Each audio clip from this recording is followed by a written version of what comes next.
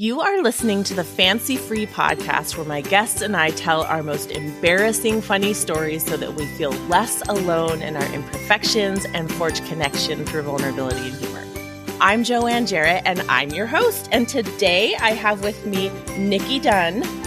Nickey is a full-time wife and mom of 3. She spends what little free time she has taking kids to sports and other activities and making food they refuse to eat. She's a freelance writer, aspiring novelist, and IMDb trivia submission enthusiast. She grew up in Washington State, but currently lives in Phoenix, Arizona. She's also an Irish Aries Enneagram 6 with OCD. Nickey, thank you so much for being with me today. Oh, thanks so much for having me. Yeah, absolutely. Well, I have some questions about your information here. You're an Enneagram 6. Yes. I remember there are 2 types of Enneagram 6s. There's like a fearful type and a forceful type or something. Do you know anything about that? Yeah, I am a type 6 loyalist. I am very much the fearful type in that I'm very security based. Okay. I'm the last one going around, at night locking the doors and making sure that all the cameras are on and the security alarms are on and all the kids have covers. Aww. I'm, the person who carries a fully stocked medical bag in the car for every possible medical situation that could arise at any playground or soccer game. I love it. And if your girlfriends know that about you, do they beg Band-Aids off of you? And Yeah, Band-Aids, medical tape, ice packs, ibuprofen, nose plugs for nosebleeds, whatever the situation calls for. We were at Disneyland and I had a whole thing and it was, something for bee stings and something for allergic reactions and something for upset tummies and Band-Aids and, MacGyvering flip-flops back together with like bread ties. Amazing. I know. I love it. I think that you are an amazing mom. I'm just, getting ready for the eventual zombie apocalypse. That's my whole plan. I love it. That's so cute. Well, fill in the blanks. What did I miss about who you are and what you do? Me and my husband both grew up in a town called Marysville, which is just north of Everett. It's kind of in between Seattle and the Canadian border. We have 3 kids, 2 boys and a girl, a 13-year-old, a 12-year-old, and an 8-year-old. So we are just dipping our toes into that new phase of parenthood of teenagers, and it is proving to be a doozy. Something completely we are not ready for, I think. It's an adventure every day. Some days it feels, okay, this is pretty easy, and then some days we're like, oh goodness, what the heck did we get ourselves into? We made a tactical error in getting outnumbered. There's only 2 of us and 3 of them. You fools. That's when we have to call in reinforcement usually with the in-laws and other family. Like, please, please help us figure this out. Oh my gosh. It takes a village for sure. Yeah, it does. So listeners, the way Nickey and I were introduced to each other is we're both writers for Her View from Home. You've heard me talk about that before. I will link to that site in the show notes. Tell us a little bit about what you write about for Her View and Scary Mommy. Yeah, I write a lot about just what it's like being a parent in today's world. The great thing about those 2 different sites is that it isn't, all sunshine and rainbows about parenting. Yeah. It's not parenting with a filter on to make everything seem like every day is fantastic. So I write a lot about what it's like to be a mom, what it's like to be a working mom, what it was like to be a mom during a period of grief when I lost my own mom 2 years ago. I write about what it's like to lose pets and change jobs and unpopular opinions about things that have to do with parenting. So those 2 sites are so fantastic in that they really just make other women, other parents feel seen. They're not alone in their situations. I learn something new all the time from the people who submit there. And I love that everybody just has that open vulnerability to say, hey, this is what my life is like today. Maybe this is what your life was like yesterday or what it will be tomorrow. But just so you know, other people have those same experiences. So it's been really fantastic.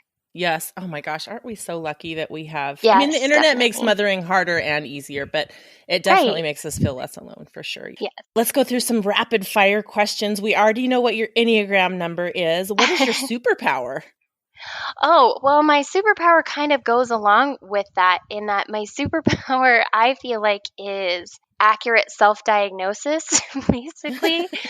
I am a research fanatic. So anything that comes up, anything that I may need to step in and advocate for, anything that I need to know about, I'm researching it constantly. So my friends used to tease me even back in high school and call me Dr. Nick because they would say, "Oh, I don't feel good." And I would say, "Well, what are your symptoms? Let's figure out." I have had that myself where I've had to advocate for medical conditions and things like that on my own. But then also in being a parent and being an advocate for a parent, just really being able to narrow down what could be happening, even though it may be rare, what could be happening that's more common, and then giving people just some options, some questions to ask for themselves, because I feel like when you're in an ER room or you're at a new doctor, it's really intimidating. And so being able to have something in your tool belt that you can say, well, what about this? Or I'm having this type of reaction or symptom.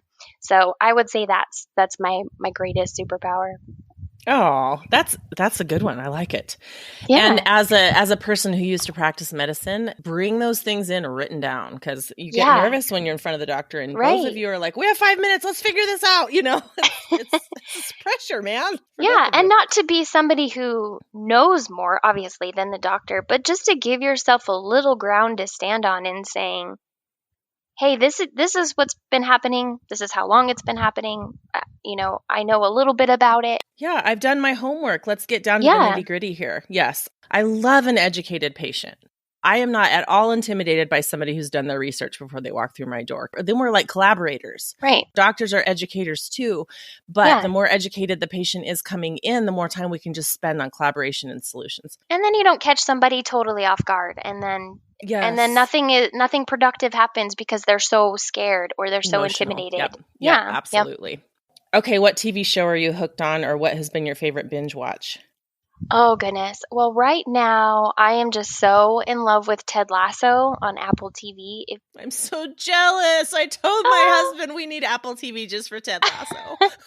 Oh, my gosh. It's so sweet and it's so funny, but it's so touching. And, being somebody who experiences anxiety, just seeing what it looks like from a personal perspective, but also like performance anxiety. There's not a lot of shows on TV where men are experiencing their feelings like out loud to other men, but also to the other people in their life. And it's soccer, or football, and so I love soccer. Oh my goodness. I was watching the Emmys on Sunday, just watching them win awards for their performances, and it's so well deserved. Okay, well, you've convinced me. I'm asking for Apple TV for Christmas. That's done and over with. On any given day, too, you can usually find me watching reruns of Friends or The Office or Parks and Rec.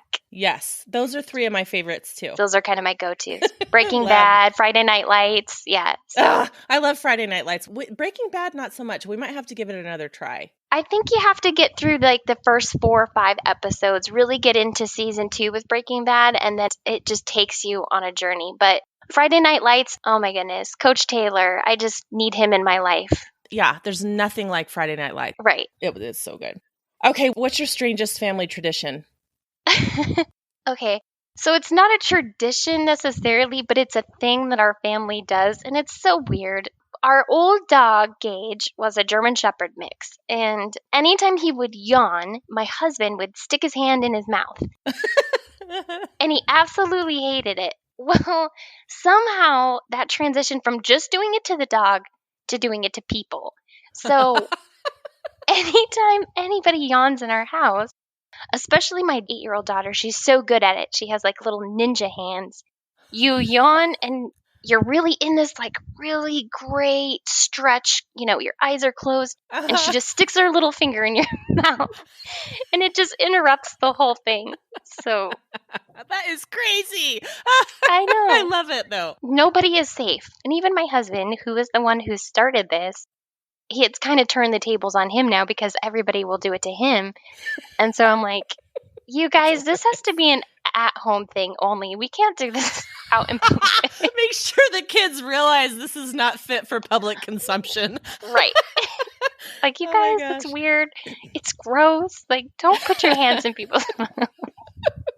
That's so funny. It's just something weird we do at home. So, Oh my gosh, hilarious. Okay, if you could have any celebrity be your best friend, who would you pick?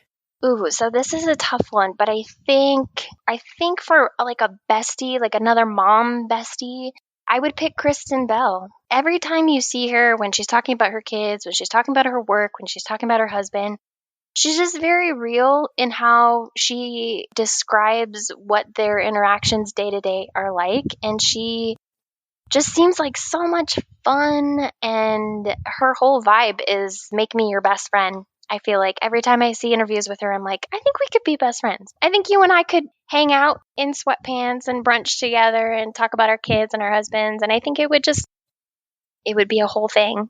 Yeah, totally. I feel that way about Jennifer Garner. She's amazing too. And I watch some of her little videos that she does when she cooks, her pretend cooking show. Oh my gosh, she's so funny. And she's in her pajamas and she's Yeah, not perfect, I love that I about love her. it. Totally. Okay, well, as you know, the point of this podcast is to tell our most embarrassing stories so our listeners feel less alone and to demonstrate how connection is forged when we share these stories with each other. So, what do you have for us today? As I was talking about from a medical perspective, I had needed to have a medical procedure, and I'm fairly young, I guess. I was 36 and I had already had previous surgeries. I had problems with ovarian cysts and endometriosis. So I had already had several abdominal or laparoscopic surgeries over the course of my childbearing years to be able to have kids. And so then I had my 3 kids, and it was still an issue a couple surgeries later. And finally, it got to a point where I was like, we can't do this anymore. So I had to have a hysterectomy at 36. Wow. And so my doctor and I had a very extensive history of having kids and having surgeries. And he really despises doing surgery on me because I'm not a great recovery patient. Oh, boy. And because I do not respond well to anesthesia at all. All different kinds of things happen. But the most fun adverse effect of that is I get hysterical and hallucinate. Oh, no, you're kidding. No. To reference this even further, and I wrote about this for Scary Mommy as well, is that I am of probably the minority community that wears a bra 100% of the time. So all the time, basically, in some way or another, whether it's a swimsuit top, sports bra, regular bra, all the time, even sleeping. Okay. Yeah. I know. That's most people's response. Well, no, actually, it's very interesting that you bring that up because I actually have a line of pajamas that I created because I couldn't find what I was looking for that have shelf bras in the top. Yeah. Because I can't just have my boobs at large. It doesn't feel right. No. But I want something that's soft and cozy for sleeping. Exactly. Just enough coverage. And yeah, so I'm totally with you. Ever since I was 14, that thing and I are it is fused into my body, basically. I can't be without it. So if you've ever gone in for surgery, you know that when you get ready for surgery, they give you the gown. You have to take everything off underneath it. Yes. And I was like, ooh, I'm not going to do that because I have to sit here for, 4 hours or so before I go in for surgery. So I'm going to just keep my bra on. I'll just whip it off right before they grab me and we'll slingshot it across onto my pile and we'll be good. The neat little pile that you have on the chair next to your... So I was like, okay, this is going to be fine. I'll just take it off. Well, I had been waiting for surgery so long. And of course, before you go in for surgery, you have to fast. And so by the time I went in for surgery, I was having a hypoglycemic panic attack. Oh, I've been there. It was awful. I was in the bed and I'm shaking and crying and they're trying to get me to relax. And so they put in some of the preanesthetic, which calms down the body so that anesthesia can be effective. Well, that's the stuff I can't have, turns out. Oh my gosh. You're like, why don't you just give a girl some dextrose and call it good? Right? Exactly. So they're wheeling me into the room and I'm already super loopy. And I'm telling the anesthesiologist about how he looks like Chuck Norris. I'm like, you look like Chuck Norris, which means I'm in good hands because nothing can defeat Chuck Norris. And I'm just going on my little tangent. You He know is he's laughing. told that story. I know. I'm fully expected to be an urban legend at this point in post-op. So all the anesthesiologists are like, I'm not taking her this time. You're up. They're like, oh my gosh, not her again. So I wake up from surgery and I wake up and immediately yell out, am I dead? Did I die? Are we in the morgue? And the post-op nurse looks at me and she's like, no, you're in post-op. You're fine. You're okay. I'm like, okay. So I go back to sleep, drift off for about no more than 45 seconds. And I wake up. Am I dead? Did I die? Am I in the morgue? And she's like, no. Well, I did this. At least you're consistent. I know. I did this for about 2 hours straight. The nurse is like, we've been through this. She's like, oh my gosh. Well, then I woke up a little bit more, and then all I could do was hysterically sob. That was it. Oh, you poor thing. No words, nothing, just sob. So by this time, my husband is able to come back, and the nurse has had it. She has had it with me. And so I'm sobbing, and she's like, okay, we're going to take her up to a recovery room, mainly because I can't stand her anymore. So I'm settling into the recovery room, and they bring in all my belongings, and I'm like, I don't have my bra. I know for sure I had it on. I know I didn't take it off. And so I start hitting the panic button for the nurse, and I just start yelling out into the empty hallways of the hospital that Chuck Norris stole my bra. And I'm yelling it. Chuck Norris stole my bra. He took my bra. Who steals underwear in this hospital? And the nurse comes in, and I'm like demanding her to go find him and check his pockets. Go check his pockets. I bet it's in his pocket. And she's like, that is not what happened. He does not want a souvenir from you, Yes. I promise. Right. I'm like, I bet he has it. She's like, obviously, we're not going to bring this man in to be accused and interrogated. She's like, no. So then I'm like sitting there, and I'm really convinced that this has happened. And so another thing is, I should never be allowed to have my phone after surgery, because oh no. Then I pull up my phone, I go on my social media, onto Facebook, and I'm like, I don't know what happened, but I'm pretty sure Chuck Norris has my underwear in his pocket running around this hospital. Oh my gosh. And I call my dad, and I'm like, Dad, I just had surgery, and guess what happened? And he's like, oh, goodness. Then I'm telling my dad, like, you have to come here, and he lives in Oregon. So he's not coming to Arizona to play Sherlock Holmes. Right. So this poor nurse, she is so fed up with me. So she goes through my belongings, and she pulls it out. And I'm so suspicious of her. Like, where did you find that? And she's like, right here in your bag of belongings. Oh. So now I think that they're in collusion, right? It's a whole conspiracy in this hospital. Like, they're taking people's underwear. They're going to put it on the black market or something. They're going to sell it. So I'm super suspicious. They have an underwear museum in the basement. Exactly. It has like your picture. And oh my God. I was just waiting for, like a trophy wall where it has my picture and it says hysterectomy and it has my bra there. If I had known that I was going to be in a trophy room, I would have picked a better bra, right? Like, not just my airy bra. So I went in for outpatient surgery. I was there for 2 days. Oh my gosh. I was a mess the whole time. So my doctor, bless him, he's like, this is it. We're not doing any more of these surgeries because something always happens. All the parts you have, you're keeping. Sorry, sister. Exactly. I don't blame him. I'm like, you know what, sir? I really feel like you've done me a great service. You've put up with my shenanigans. And so now I think we're done. I think we're done with it. Oh my gosh. That's so funny. You got to send donuts to that anesthesia department or something. I know. I'm so glad that you don't remember who they are really, because every time I have gone in for surgery, it has been something. I've acted just completely insane in the recovery room.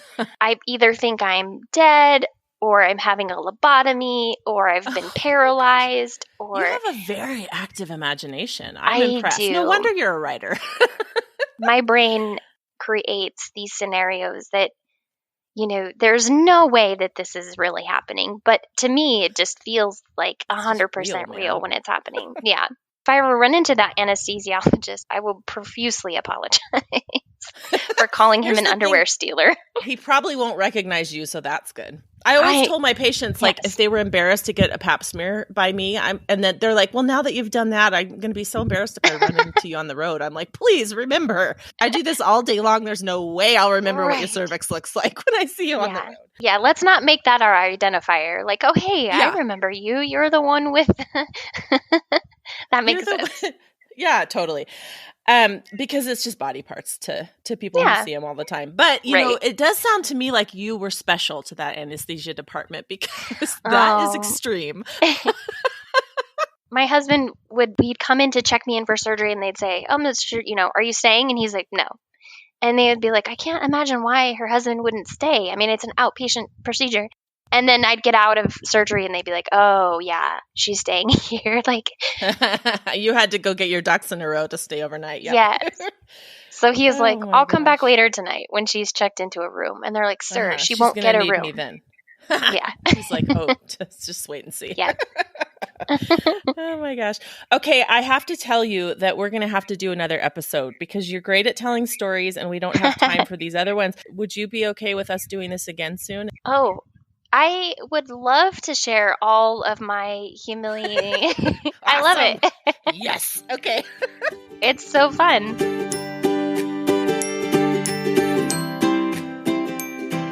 It's time to talk about life hacks. Do you have a quick life hack you think the listeners would enjoy? Yes. My life hack right now involves sports clothing.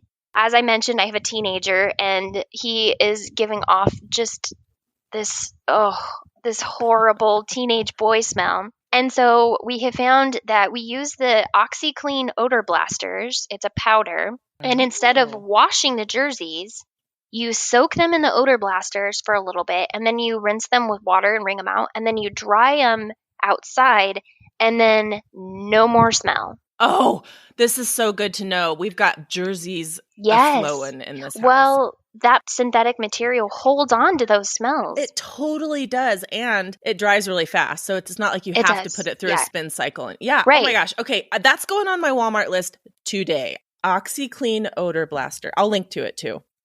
The water is disgusting. It's kind of like clothes stripping, if you've seen, laundry stripping. Yeah, oh, totally. Oh, I'm fascinated by those. People put stuff in the bathtub and then put all kinds of different stuff in them, and then the water just turns this nasty brown, and you're like, oh gosh, it's so gross. But it's good, because then it's not that like scented, like muted smell that's always in the workout clothes. So that's what we're doing recently. And then when we're in hotel rooms for tournaments, and we can't stand to have the smell in the room with us because it's a small space, we take a Ziploc bag, a double Ziploc bag, and we put his cleats or his socks or whatever smells the worst in the Ziploc, and we put it in the freezer or the fridge. I've heard about that. Like, if you don't want to wash your jeans, that's brilliant. Yeah, it kills off the bacteria that smells bad.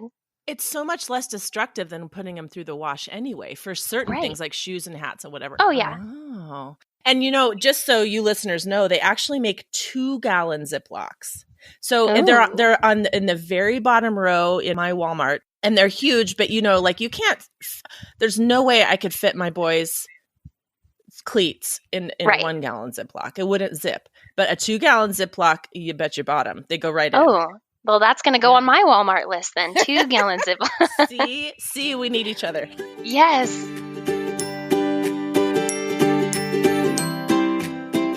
What is one surprising thing about you that nobody'd be able to tell just by looking? Oh, I would say that I am a full believer that the Home Alone movie, those Home Alone hacks were like the first home security systems, and I still use some of those tactics when I'm home by myself. I love it. You're like, don't mind the marbles on the entryway floor. Those are just to make the robbers fall down.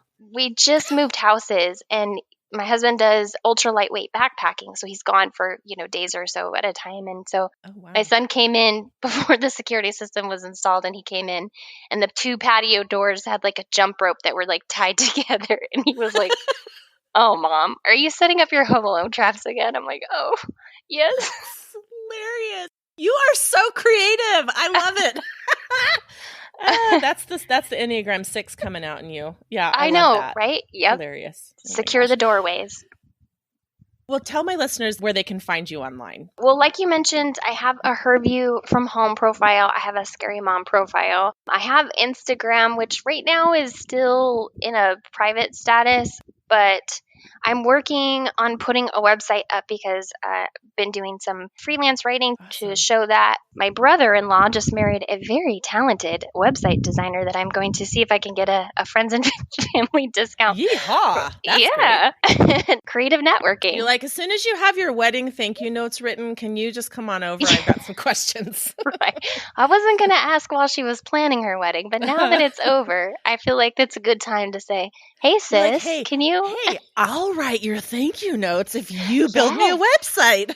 Ooh, I like that. Barter. Mm-hmm. Mm-hmm. If she hasn't gotten them done yet, you're like, I'm a writer. You're a web designer. Let's collude. That sounds like the beginning of a beautiful partnership. Yes, it does. Oh my gosh. Well, Nickey, you are a blast. Thank you so much for being on today. And listeners, don't worry, there will be a Nickey part 2. I can't wait.